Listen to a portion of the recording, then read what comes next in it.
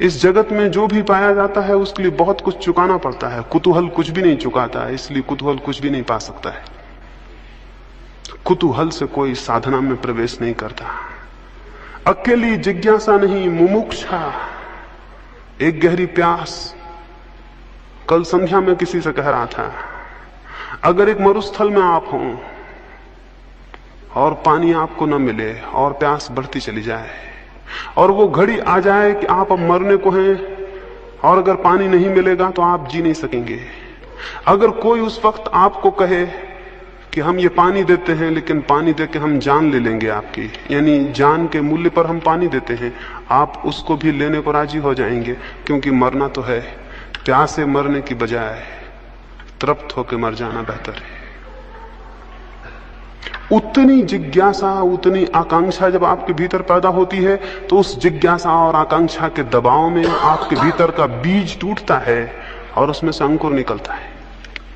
बीज ऐसे ही नहीं टूट जाते हैं, उनको दबाव चाहिए, उनको बहुत दबाव चाहिए, बहुत उत्ताप चाहिए, तब उनकी सख्त खोल टूटती है और उसके भीतर से कोमल पौधे का जन्म होता है। हम सबके भीतर भी बहुत सख्त खोल है और जो भी उस खोल के बाहर आना चाहते हैं अकेले कुतूहल से नहीं आ सकेंगे। इसलिए स्मरण रखें, जो मात्र कुतूहल से इकट्ठे हुए हैं वे मात्र कुतूहल को लेकर वापस लौट जाएंगे, उनके लिए कुछ भी नहीं हो सकेगा।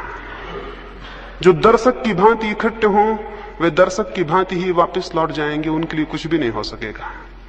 इसलिए प्रत्येक अपने भीतर पहले तो यह ख्याल कर ले उसमें प्यास है। प्रत्येक अपने भीतर ये विचार कर ले वो प्यासा है। इसे बहुत स्पष्ट रूप से अनुभव कर ले वो सच में परमात्मा में उत्सुक है। उसकी कोई उत्सुकता है सत्य को, शांति को, आनंद को उपलब्ध करने के लिए?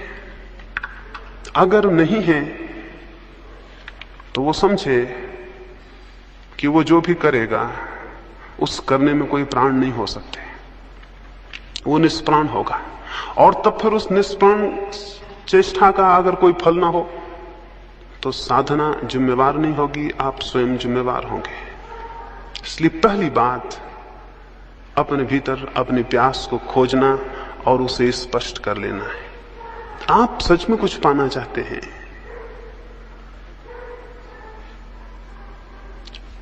अगर पाना चाहते हैं तो पाने का रास्ता है। एक बार ऐसा हुआ, गौतम बुद्ध एक गांव में ठहरे। एक व्यक्ति ने उनको आके कहा कि आप रोज कहते हैं कि हर एक व्यक्ति मोक्ष पा सकता है, लेकिन हर एक व्यक्ति मोक्ष पा क्यों नहीं लेता है? बुद्ध ने कहा, मेरे मित्र एक काम करो, संध्या को गांव में जाना और सारे लोगों से पूछ के आना वे क्या पाना चाहते हैं। एक फेरिस्त बनाओ, हर एक का नाम लिखो और उसके सामने लिख लाना उनकी आकांक्षा क्या है। वो आदमी गांव में गया, उसने जाके पूछा, उसने एक एक आदमी को पूछा। थोड़े से लोग थे उस गांव में, उन सब ने उत्तर दिए। वो सांझ को वापस लौटा, उसने बुद्ध को आके वो फेरिस्त दी। बुद्ध ने कहा, इसमें कितने लोग मोक्ष के आकांक्षी हैं? वो बहुत हैरान हुआ, उसमें एक भी आदमी ने अपनी आकांक्षा में मोक्ष नहीं लिखाया था। बुद्ध ने कहा, हर एक आदमी पा सकता है ये मैं कहता हूं, लेकिन हर एक आदमी पाना चाहता है ये मैं नहीं कहता। हर एक आदमी पा सकता है ये बहुत अलग बात है, और हर एक आदमी पाना चाहता है ये बहुत अलग बात है। अगर आप पाना चाहते हैं तो ये आश्वासन माने, अगर आप सच में पाना चाहते हैं तो इस जमीन पर कोई ताकत आपको रोकने में समर्थ नहीं है, और अगर आप नहीं पाना चाहते तो इस जमीन पर कोई ताकत आपको देने में भी समर्थ नहीं है। तो सबसे पहली बात, सबसे पहला सूत्र जो स्मरण रखना है वो ये कि आपके भीतर एक वास्तविक प्यास है। अगर है तो आश्वासन माने कि रास्ता मिल जाएगा, और अगर नहीं है तो कोई रास्ता नहीं है। आपकी प्यास आपके लिए रास्ता बनेगी। दूसरी बात जो मैं प्रारंभिक रूप से यहां कहना चाहूं वो ये है, बहुत बार हम प्यासे भी होते हैं किन्हीं बातों के लिए, लेकिन हम आशा से भरे हुए नहीं होते हैं। हम प्यासे होते हैं लेकिन आशा नहीं होती। हम प्यासे होते हैं लेकिन निराश होते हैं, और जिसका पहला कदम निराशा में उठेगा उसका अंतिम कदम निराशा में समाप्त होगा। इसे भी स्मरण रखें, जिसका पहला कदम निराशा में उठेगा उसका अंतिम कदम भी निराशा में समाप्त होगा। अंतिम कदम अगर सफलता और सार्थकता में जाना है तो पहला कदम बहुत आशा में उठना चाहिए। तो इन 3 दिनों के लिए आपसे कहूंगा, यूं तो पूरे जीवन के लिए कहूंगा, एक बहुत आशा से भरा हुआ दृष्टिकोण। क्या आपको पता है बहुत कुछ इस पर निर्भर करता है आपके चित्त का, क्या आप आशा से भर के किसी काम को कर रहे हैं या निराशा से? अगर आप पहले से निराश हैं तो आप अपने ही हाथ से उस डगाल को काट रहे हैं जिस पर आप बैठे हुए हैं। तो मैं आपको ये कहूं, साधना के संबंध में बहुत आशा से भरा हुआ होना बड़ा महत्वपूर्ण है। आशा से भरे हुए होने का मतलब यह है कि अगर इस जमीन पर किसी भी मनुष्य ने सत्य को कभी पाया है, अगर इस जमीन पर मनुष्य के इतिहास में कभी भी कोई मनुष्य आनंद को और चरम शांति को उपलब्ध हुआ है, तो कोई भी कारण नहीं है कि मैं उपलब्ध क्यों नहीं हो सकूंगा। उन लाखों लोगों की तरफ मत देखें जिनका जीवन अंधकार से भरा हुआ है और जिन्हें कोई आशा और कोई किरण और कोई प्रकाश दिखाई नहीं पड़ता। उन थोड़े से लोगों को इतिहास में देखें जिन्हें सत्य उपलब्ध हुआ है। उन बीजों को मत देखें जो वृक्ष नहीं बन पाए और सड़ गए और नष्ट हो गए। उन थोड़े से बीजों को देखें जिनने विकास को उपलब्ध किया और जो परमात्मा तक पहुंचे। और स्मरण रखें कि उन बीजों को जो संभव हो सका वो प्रत्येक बीज को संभव है। एक मनुष्य को जो संभव हुआ है वो प्रत्येक दूसरे मनुष्य को संभव है। मैं आपको यह कहना चाहता हूं कि बीज रूप से आपकी शक्ति उतनी ही है जितनी बुद्ध की, महावीर की, कृष्ण की या क्राइस्ट की। परमात्मा के जगत में इस अर्थों में कोई अन्याय नहीं है कि वहां कम और ज्यादा संभावनाएं दी गई हों। संभावनाएं सबकी बराबर हैं, लेकिन वास्तविकताएं सबकी बराबर नहीं है, क्योंकि हम में से बहुत लोग अपनी संभावनाओं को वास्तविकता में परिणत करने का प्रयास ही कभी नहीं करते। तो एक आधारभूत ख्याल आशा से भरा हुआ होना है। ये विश्वास रखें कि अगर कभी भी किसी को शांति उपलब्ध हुई है, आनंद उपलब्ध हुआ है, तो मुझे भी उपलब्ध हो सकेगा। अपना अपमान ना करें निराश होकर। निराशा स्वयं का सबसे बड़ा अपमान है। उसका अर्थ है कि मैं इस योग्य नहीं हूं कि मैं भी पा सकूंगा। मैं आपको कहूं, इस योग्य आप हैं, निश्चित पा सकेंगे। देखें, निराशा में भी जीवन भर चलकर देखा है, आशा में इन 3 दिन चल के देखें। इतनी आशा से भर के चलें कि होगी घटना, जरूर घटना घटेगी। क्यों? ये हो सकता है आप आशा से भरे हों, लेकिन बाहर की दुनिया में हो सकता है कोई काम आप आशा से भरे हों तो भी ना कर पाएं, लेकिन भीतर की दुनिया में आशा बहुत बड़ा रास्ता है। जब आप आशा से भरते हैं तो आपका कण कण आशा से भर जाता है, आपका रोआ रोआ आशा से भर जाता है, आपकी श्वास श्वास आशा से भर जाती है, आपके विचारों पर आशा का प्रकाश भर जाता है, और आपके प्राण के स्पंदन में, आपकी हृदय की धड़कन में आशा व्याप्त हो जाती है। आपका पूरा व्यक्तित्व जब आशा से भर जाता है तो भूमिका बनती है कि आप कुछ कर सकेंगे। और निराशा का भी व्यक्तित्व होता है, कण कण रो रहा है, उदास है, थका है, डूबा हुआ है, कोई प्राण नहीं है, सब जिससे कि आदमी जिंदा नाम मात्र को हो और मरा हुआ है। ऐसा आदमी किसी प्रयास पर निकलेगा, किसी अभियान पर, तो क्या पा सकेगा? और आत्मिक जीवन का अभियान सबसे बड़ा अभियान है। इससे बड़ी कोई चोटी नहीं है जिसको कोई मनुष्य कभी चढ़ा हो। इससे बड़ी कोई गहराई नहीं है समुद्रों की जिसमें मनुष्य ने कभी डुबकी लगाई हो।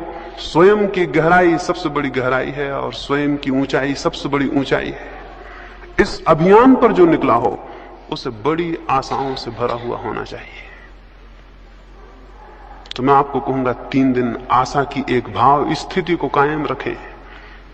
आज रात ही जब सोएं तो बहुत आशा से भरे हुए सोएं और ये विश्वास लेकर सोएं कि कल सुबह जब आप उठेंगे तो कुछ होगा, कुछ हो सकेगा, कुछ किया जा सकेगा।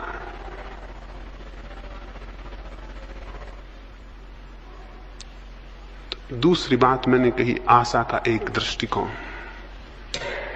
आशा के इस दृष्टिकोण के साथ ही ये भी आपको स्मरण दिला दूं, इन पीछे कुछ वर्षों के अनुभव से इस नतीजे पर पहुंचा हूं कि हमारी निराशा इतनी गहरी है कि जब हमें कुछ मिलना भी शुरू होता है तो निराशा के कारण दिखाई नहीं पड़ता। अभी मेरे पास एक व्यक्ति आते थे, वो अपनी पत्नी को मेरे पास लाए। उन्होंने पहले दिन जब वो आए थे तो मुझे कहा कि मेरी पत्नी को नींद नहीं आती, बिल्कुल नींद नहीं आती बिना दवा के, और दवा से भी 3-4 घंटे से ज्यादा नींद नहीं आती। और मेरी पत्नी भयभीत है, अनजाने भय उसे परेशान किए रहते हैं। घर के बाहर निकलती ही तो डरती है, घर के भीतर होती तो डरती है कि मकान ना गिर जाए। अगर पास में कोई ना हो तो घबराती है कि अकेले में कहीं मृत्यु ना हो जाए, इसलिए पास में कोई होना ही चाहिए। रात को सब दवाइयां अपने पास में रख के सोती है कि बीच रात में कोई खतरा ना हो जाए। वो मुझे अपनी पत्नी की ये भय की और निराशा की हालत बताए। मैंने उनको कहा कि ध्यान का ये छोटा सा प्रयोग शुरू करिए, लाभ होगा। उन्होंने प्रयोग शुरू किया। 7 दिन बाद वो मुझे मिले। मैंने उनसे पूछा क्या हुआ, कैसा है? वो बोले अभी कुछ खास नहीं हुआ, बस नींद भर आने लगी है। उन्होंने मुझसे कहा अभी कुछ खास नहीं हुआ, बस नींद भर आने लगी है। 7 दिन बाद वो मुझे फिर मिले। मैंने उनसे पूछा क्या हुआ? बोले अभी कुछ खास नहीं हुआ, थोड़ा सा भय दूर हो गया है। वो 7 दिन बाद मुझे फिर मिले। मैंने उनसे पूछा कुछ हुआ? वो बोले अभी कुछ विशेष तो नहीं हुआ, ये थोड़ी नींद आ जाती है, भय कम हो गया, दवाइयां अपने पास नहीं रखती, और कुछ खास नहीं हुआ। इसको मैं निराशा की दृष्टि कहता हूं। और ऐसे आदमी को कुछ हो भी जाए तो उसे पता नहीं चलेगा। ये दृष्टि तो बुनियाद से गलत है। इसका तो मतलब है इस आदमी को कुछ हो नहीं सकता, अगर हो भी जाए तो भी उसे कभी पता नहीं चलेगा कि कुछ हुआ। और बहुत कुछ हो सकता था जो कि रुक जाएगा। तो आशा के इस दृष्टिकोण के साथ साथ प्रसंगवशात मैं आपसे ये कहूं, इन 3 दिनों में जो घटित हो उसको स्मरण रखें, और जो घटित ना हो उसको बिल्कुल स्मरण ना रखें। इन 3 दिनों में जो घटित हो उसको स्मरण रखें, और जो घटित ना हो, जो ना हो पाए, उसे बिल्कुल स्मरण ना रखें। स्मरणीय वो है जो घटित हुआ हो, थोड़ा सा कण भी अगर लगे शांति का, उसको पकड़ें। वो आपको आशा देगा और गतिमान करेगा। और अगर आप उसको पकड़ते हैं जो नहीं हुआ, तो आपकी गति अवरुद्ध हो जाएगी और जो हुआ है वो भी मिट जाएगा। तो इन 3 दिनों में यह भी स्मरण रखें कि इन ध्यान के प्रयोगों में जो थोड़ा सा आपको अनुभव हो उसको स्मरण रखें, उसको आधार बनाएं आगे के लिए। जो न हो उसको आधार ना बनाएं। मनुष्य जीवन भर इसी दुख में रहता है। जो उसे मिलता है उसे भूल जाता है, और जो उसे नहीं मिलता उसका स्मरण रखता है। ऐसा आदमी गलत आधार पर खड़ा है। वैसा आदमी बने जिसे जो मिला है उसे स्मरण रखे और उस आधार पर खड़ा हो। अभी मैं पढ़ता था, एक व्यक्ति ने किसी को कहा कि मेरे पास कुछ भी नहीं है, मैं बहुत दरिद्र हूं। उस दूसरे व्यक्ति ने कहा कि अगर तुम दरिद्र हो, एक काम करो, मैं तुम्हारी बाईं आंख चाहता हूं, इसके मैं 5000 रुपए देता हूं, तुम 5000 रुपए ले लो, बाईं आंख दे दो। उस आदमी ने कहा ये मुश्किल है, मैं बाईं आंख नहीं दे सकता। उसने कहा मैं 10,000 रुपए देता हूं, दोनों आंखें दे दो। उसने कहा 10,000 फिर भी मैं नहीं दे सकता। उसने कहा मैं तुम्हें 50,000 रुपए देता हूं, तुम अपनी जान मुझे दे दो। उसने कहा यह असंभव, मैं नहीं दे सकता। उस आदमी ने कहा तब तो तुम्हारे पास बहुत कुछ है जिसका बहुत दाम है। तुम्हारे पास 2 आंखें हैं जिनको तुम 10,000 में देने को राजी नहीं हो, लेकिन तुम कह रहे थे मेरे पास कुछ भी नहीं है। मैं उस आदमी और उस विचार की बात आपसे कह रहा हूं, जो आपके पास है उसको स्मरण रखें, और जो साधना में मिले थोड़ा सा, रत्ती भर भी मिले, उसे स्मरण रखें। उसकी विचार करें, उसकी चर्चा करें, उसके आधार से और मिलने का रास्ता बनेगा, क्योंकि आशा बढ़ेगी। और जो नहीं मिला, एक महिला मेरे पास आती थी, पढ़ी लिखी हैं, एक कॉलेज में प्रोफेसर हैं, संस्कृत की विद्वान हैं। वो मेरे पास आती थी, एक 7 दिन का प्रयोग चलता था ध्यान का, उसमें आती थी। पहले दिन वो प्रयोग करने के बाद उठी और बाहर जाके मुझसे कहीं क्षमा करें, अभी मुझे आज कोई ईश्वर के दर्शन नहीं हुए। पहले दिन वो प्रयोग किए और बाहर जाके मुझसे कहीं क्षमा करें, अभी मुझे कोई ईश्वर के दर्शन नहीं हुए। मैंने कहा अगर ईश्वर के दर्शन हो जाते तो ही खतरे की बात होती, क्योंकि इतना सस्ता जो ईश्वर मिल जाए उसे फिर शायद आप किसी मतलब का भी ना समझते। और मैंने उनसे कहा कि जो ये आकांक्षा करे कि वो 10 मिनट आंख बंद करके बैठ गया है इसलिए ईश्वर को पाने का हकदार हो गया है, उससे ज्यादा मूढ़तापूर्ण और कोई वृत्ति और विचार नहीं हो सकता। तो मैं आपसे ये कहता हूं कि जो थोड़ा सा भी शांति की किरण आपको मिले उसे आप सूरज समझें, इसलिए सूरज समझें कि उसी किरण का सहारा पकड़ के आप सूरज तक पहुंच जाएंगे। इस अंधकार से भरे कमरे में अगर मैं बैठा हूं और एक मुझे थोड़ी सी किरण दिखाई पड़ती हो तो मेरे पास 2 रास्ते हैं। एक तो मैं ये कहूं ये किरण क्या, अंधकार इतना घना है, इस किरण से क्या होगा, अंधकार इतना ज्यादा है। एक रास्ता ये भी है कि मैं ये कहूं कि अंधकार कितना ही हो लेकिन एक किरण मुझे उपलब्ध है, और अगर मैं इसकी दिशा में इसका अनुगमन करूं तो मैं वहां तक पहुंच जाऊंगा जहां से किरण पैदा हुई और जहां सूरज होगा। तो मैं आपको अंधकार ज्यादा हो तो भी उसे विचार करने को नहीं कहता, किरण छोटी हो तो भी उस पर ही विचार को खड़ा करने को कहता हूं। इससे आशा की दृष्टि खड़ी होगी, अन्यथा हमारे जीवन बड़े उल्टे हैं। अगर मैं आपको एक गुलाब के फूल के पौधे के पास ले जाऊं और आपको पौधा दिखाऊं तो शायद आप मुझसे कहें कि इसमें क्या है, भगवान कैसा अन्यायी है, 2-4 तो फूल हैं, हजारों कांटे हैं। एक दृष्टि ये भी है कि गुलाब के पास जाके हम ये कहें कि भगवान कैसा अन्यायी है, हजारों कांटे हैं, कहीं एक आध फूल है।